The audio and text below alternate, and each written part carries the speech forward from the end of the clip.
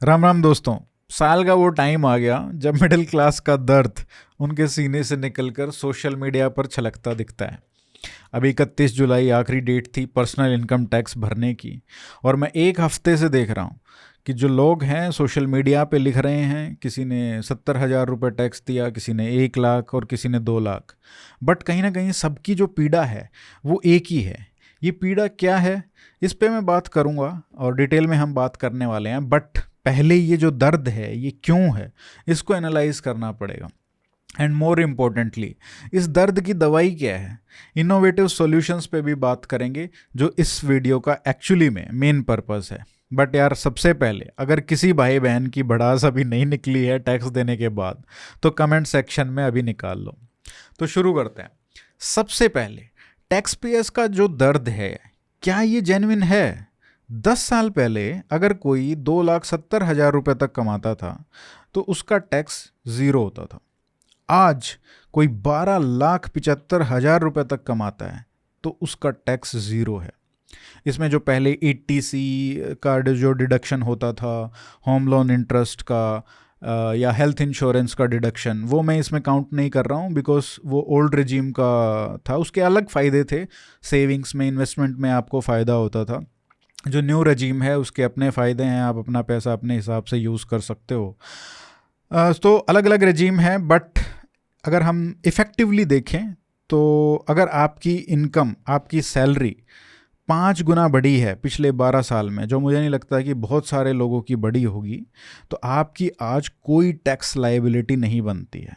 तो इस हिसाब से अगर देखा जाए तो यार दर्द नहीं होना चाहिए। और ये भी कहीं ना कहीं जो सरकार के पक्षधर हैं उनका भी यही पॉइंट है। और अगर कोई 1 लाख रुपए महीने कमा रहा है और वाइफ भी है जो सेपरेटली कमाती है, तो भाई क्या इतना कमाने वालों को मिडिल क्लास बोलना ये कितना सही है? ये भी एक जायज़ क्वेश्चन है।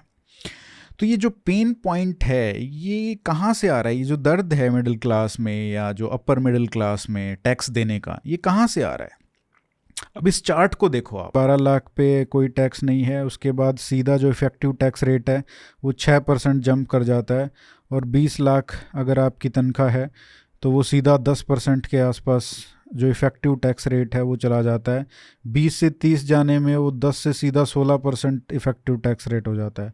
फिर 16 से 20% tax rate, effective tax rate है। और फिर 50 लाख तक की जो इनकम है वहाँ पे जाके 22% हो जाता है। तो मुझे लगता है कि ये एक रीज़न है कि यहाँ पे ज़्यादातर लोग जो हैं, एकदम जो स्टीप राइज हो रहा है इफ़ेक्टिव टैक्स रेट में, तो यहाँ से भी एक पेन पॉइंट आ रहा है। तो अब आपको ये तो समझ में आ रहा होगा कि जो भी कंप्लेंट कर रहे हैं वो वही हैं जिनका टैक्स बर्डन यार शुरू ही 60-70 हज़ार रुपये से हो रहा है। और ये एकदम एक्सपोनेंशियली राइज होता है, एक्सपोनेंशियली लिटरली नहीं, बट बहुत स्टीप राइज आपको देखने को मिलेगा। 12 लाख से 50 लाख तक के जो कमाने वाले हैं उसमें इफ़ेक्टिव टैक्स रेट की बात कर रहे हैं। अगर आपने कर्व देखा है तो वो एकदम से राइज कर रहा है। तो मुझे लगता है कि कहीं ना कहीं ये भी एक पेन पॉइंट है कि बहुत हर इंक्रीमेंटल 5 लाख या 10 लाख अगर आपकी इनकम 12 लाख से ज़्यादा है तो बहुत ज़्यादा टैक्स आपको शेल आउट करना पड़ रहा है। अब ऐसा नहीं है कि ये लोग पहले कम टैक्स दे रहे थे या अभी इनका टैक्स बढ़ गया। अगर आप दूसरा ग्राफ देखेंगे तो ये क्लियर है कि जो पहले 2014-15 की अगर मैं बात करूं तो वहाँ पे जो टैक्स था, अभी सभी का अक्रॉस द ब्रैकेट्स सभी का टैक्स बर्डन कम हुआ है। अब एक ऑब्वियस सा सवाल बहुत लोगों का होगा कि वाई शुड वी बॉदर, ये तो अमीर लोग हैं ना, इनका टैक्स ज़्यादा भी है तो भी क्या फ़र्क पड़ता है, they can afford it, why should we care. देखो यार, इंडिया में ना एक बहुत बड़ी सोसाइटल प्रॉब्लम है हमारी, क्रैब मेंटलिटी की। खुद ऊपर चढ़ने से ज़्यादा आसान है जो ऊपर है उसको खींच लो नीचे। अभी जो टैक्स स्ट्रक्चर की हम बात कर रहे हैं उसमें सीधा सा मतलब है कि भाई जो ज़्यादा कमा रहा है उससे दबा के टैक्स लो। मतलब हमारी जो इनकम है वहाँ तक आप टैक्स एग्जम्प्ट कर दो, टैक्स फ्री कर दो, उसके ऊपर वालों को जम के लूट ले सरकार, हमको कोई फ़र्क नहीं पड़ता, हमें मज़ा आता है। ताकि वो भी इतना, मतलब सरकार उससे टैक्स ले ले ताकि वो भी हमारे लेवल पे आ जाए। ये बहुत लोगों की मेंटेलिटी है। मुझे याद है क्योंकि 2.5 लाख तक जब टैक्स फ्री इनकम होती थी, टैक्स एग्जम्प्ट होती थी, तो बहुत लोग बोलते थे यार जिनकी 5-6 लाख तनख्वाह थी कि भाई 6 लाख तक यार फ्री कर देना चाहिए सरकार को। फिर उनके मतलब इंक्रीमेंट हो गए, 8-10 लाख तनख्वाह हो गई, फिर उन्होंने कहा कि नहीं 12 लाख तक टैक्स फ्री कर देना चाहिए। उसके बाद जो उससे आगे वाले हैं ना, उनसे सीधा मतलब 20-30% टैक्स लेना चाहिए।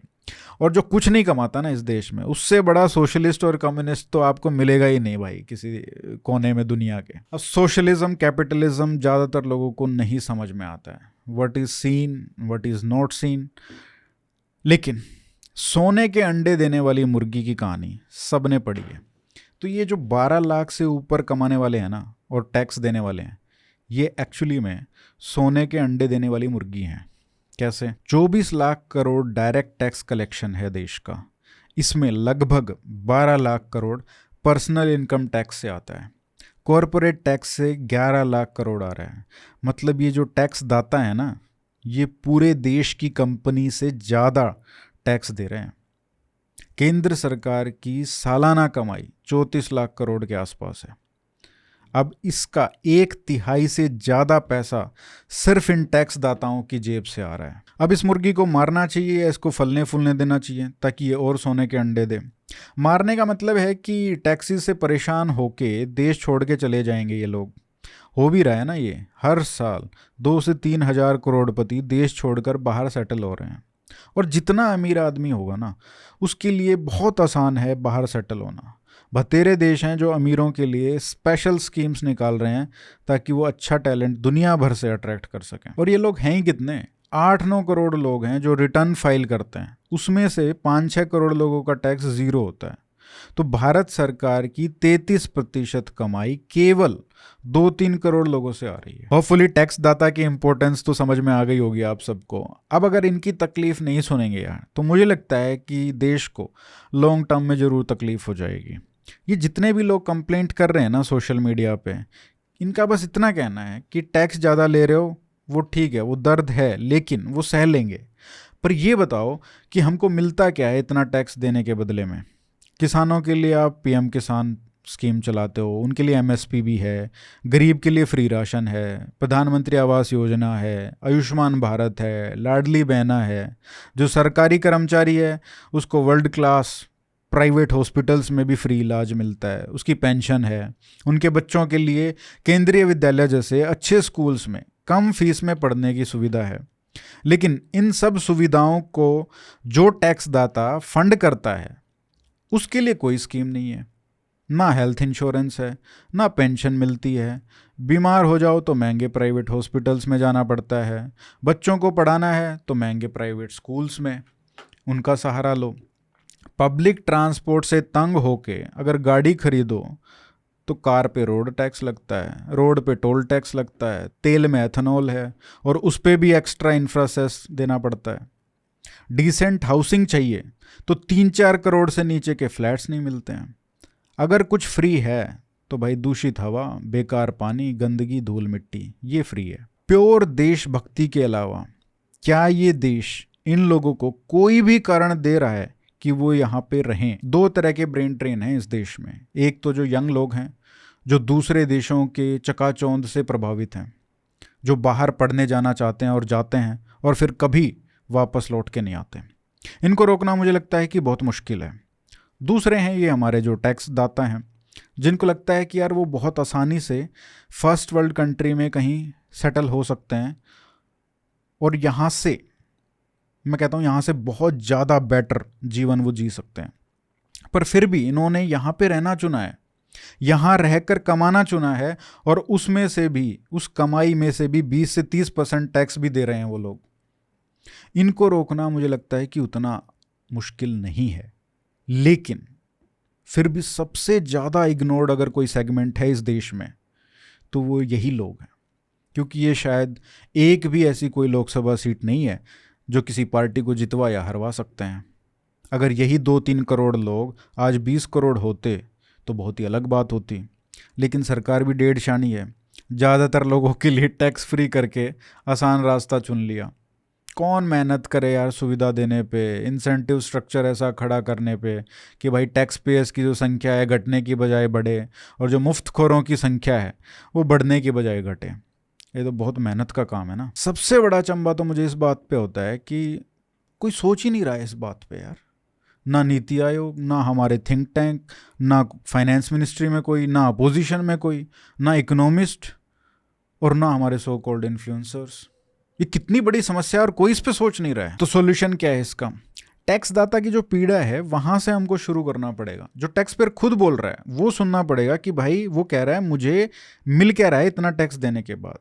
अब मेरे हिसाब से 4 बड़े एक्सपेंसेस होते हैं किसी भी फैमिली के इंडिया में, ठीक है? Any family which is not wealthy या फिल्दी रिच, ठीक है? पहला है एजुकेशन, दूसरा है हेल्थ केयर, तीसरा है सोशल सिक्योरिटी और चौथा है हाउसिंग। इन पे फोकस करते हुए मुझे लगता है कि सरकार को टैक्स पेयर्स के लिए बेनिफिट्स डिज़ाइन करने चाहिए। हर टैक्स पेयर को क्रेडिट्स असाइन हम कर सकते हैं। फॉर एग्जाम्पल 1 क्रेडिट फॉर से 1000 rupees of tax paid. 1 lakh रुपए अगर आपने टैक्स पे किया तो टोटल 100 क्रेडिट पॉइंट्स आपको मिलेंगे। 10 लाख पे किया तो 1000 क्रेडिट पॉइंट्स।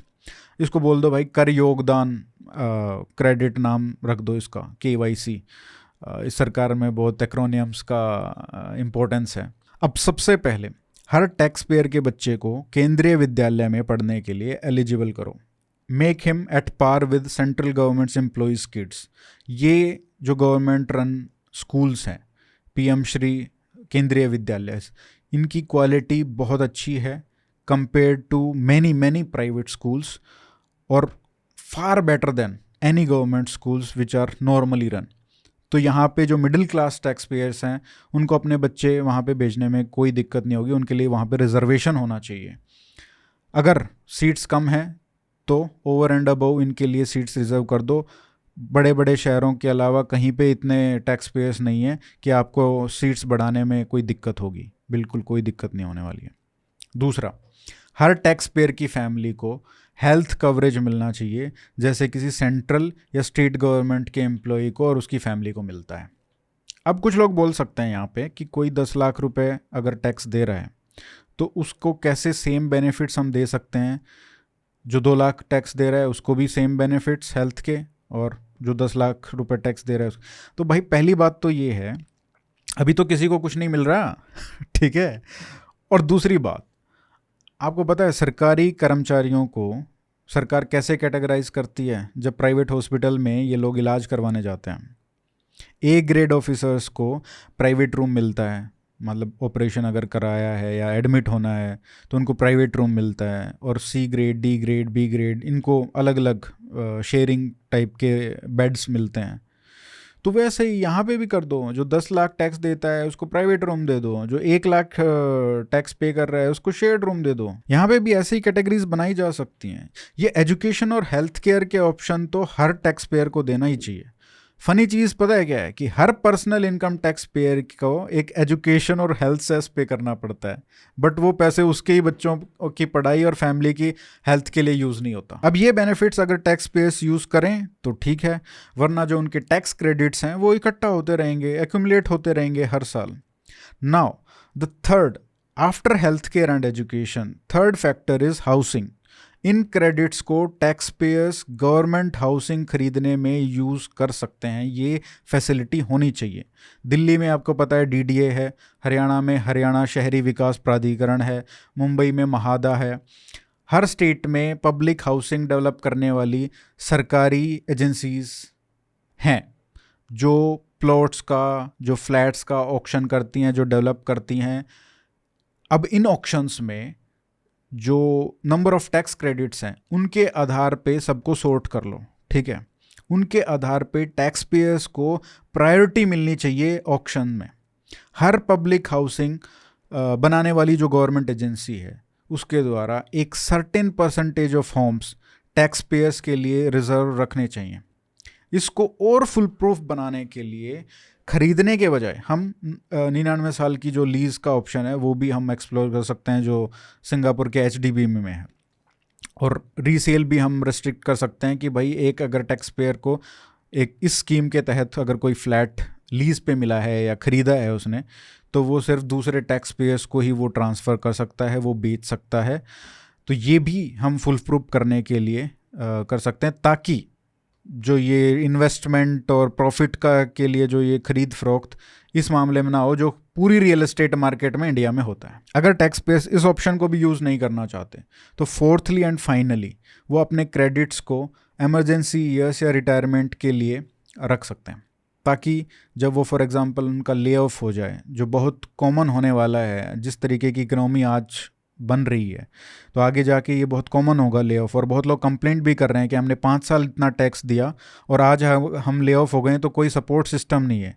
तो ये जो क्रेडिट सिस्टम है, जो टैक्स क्रेडिट्स हैं, आप उस मुश्किल समय में, उस इमरजेंसी में या रिटायरमेंट के टाइम पे इस टैक्स क्रेडिट के कॉर्पस को आप यूज़ कर सकते हैं। हम नेशनल जो पेंशन स्कीम है, न्यू पेंशन स्कीम जो बनाई है सरकार ने, हम उससे भी इस चीज़ को लिंक कर सकते हैं। अब एक जेन्युइन क्वेश्चन आएगा कि ऐसे तो कोई भी 1 साल टैक्स देगा और एलिजिबल हो जाएगा अपने बच्चों को केंद्रीय विद्यालय में पढ़ाने के लिए, या CGHS जैसी आप जो हेल्थ स्कीम प्रपोज कर रहे हो उसके लिए एलिजिबल हो जाएगा। बिल्कुल सही बात है, जेन्युइन डाउट है। और इसको काउंटर करने के लिए हम एक कैप लगा सकते हैं ना, वही हेल्थ एजुकेशन बेनिफिट्स के लिए एलिजिबल होंगे जिन्होंने पिछले 5 साल में से कम 3 साल में टैक्स में कंट्रीब्यूट किया है।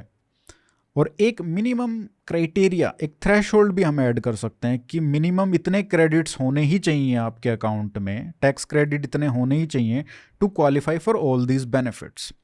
हाउसिंग में वैसे भी प्रेफरेंशियल ट्रीटमेंट की मैं बात कर रहा हूँ कि अगर आपके 100 क्रेडिट हैं और किसी दूसरे के 90 क्रेडिट हैं, तो आप पहले लाइन में खड़े होंगे जब भी DDA का, महादा का कोई ऑक्शन होगा, लैंड का या फ्लैट का, तो वहाँ पे वैसे भी कोई प्रॉब्लम नहीं होने वाली है। देखो ये जो सजेशंस है ना, ये मोटे मोटे सजेशंस हैं।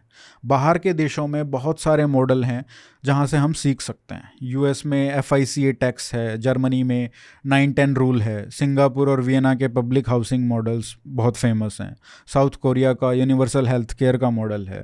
एग्जाम्पल्स की कमी नहीं है, प्रॉब्लम है कि कोई ये सब सोच ही नहीं रहा है। काम करना तो इस पर बहुत दूर की बात है। मेरा उद्देश्य है कि यार इस पर डिबेट शुरू होनी चाहिए, क्योंकि ये बहुत ही इंपॉर्टेंट इशू है। सॉल्यूशन ये नहीं है कि यार हम हर साल टैक्स एग्जेम्पशन की सीलिंग बढ़ाते जाएं।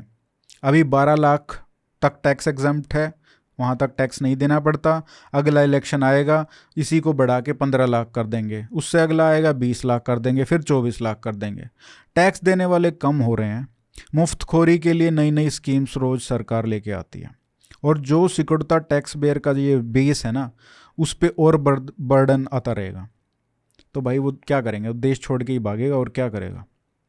फिर कौन फंड करेगा ये लाडली बहनाओं को, किसानों को फ्री राशन कौन फंड करके देगा। अगर हम अच्छे इंसेंटिव्स देंगे टैक्स पेयर्स को, तो ज़्यादा से ज़्यादा लोग टैक्स देने के लिए आगे आएंगे। 5 लाख रुपए कमाने वाला भी टैक्स देने के लिए राजी होगा। टैक्स चोरी भी बंद हो जाएगी, और टैक्स बेस जो है हमारा, जो सबसे बड़ा प्रॉब्लम है, जो 2-3 करोड़ लोग ही टैक्स दे रहे हैं, ये बेस बढ़ेगा। जब ये 2-3 करोड़ लोग, जब 20 करोड़ लोग हो जाएंगे ना, तो इन टैक्स पेयर्स का एक अपना कंस्टिट्यूएंसी होगा, एक पॉलिटिकल पावर होगा, उनकी वो पॉलिटिकल पावर बढ़ेगी। तो क्या होगा, ऑटोमेटिकली जो मुफ्तखोर हैं वो कमज़ोर होगी, उनकी कॉन्स्टिट्यूएंसी कमज़ोर होगी। तो आशा करता हूँ कि भाई जो देश के बुद्धिजीवी हैं, खासकर हमारे जो इकोनॉमिस्ट हैं, वो इस पे गहनता से विचार करेंगे और सरकार भी इस पे सोचेगी। आप लोगों ने भी बहुत टैक्स दिया होगा इस साल, किसी ने 50,000, किसी ने 1 लाख। तो आप भी अपने सजेशंस दो कि कैसे इंसेंटिव्स टैक्स पेयर्स को सरकार को देने चाहिए। मैंने जो आपको सजेशंस दिए हैं, मैंने जो अपने विचार रखे हैं, क्या आप उससे एग्री करते हैं, क्या आप डिसएग्री करते हैं?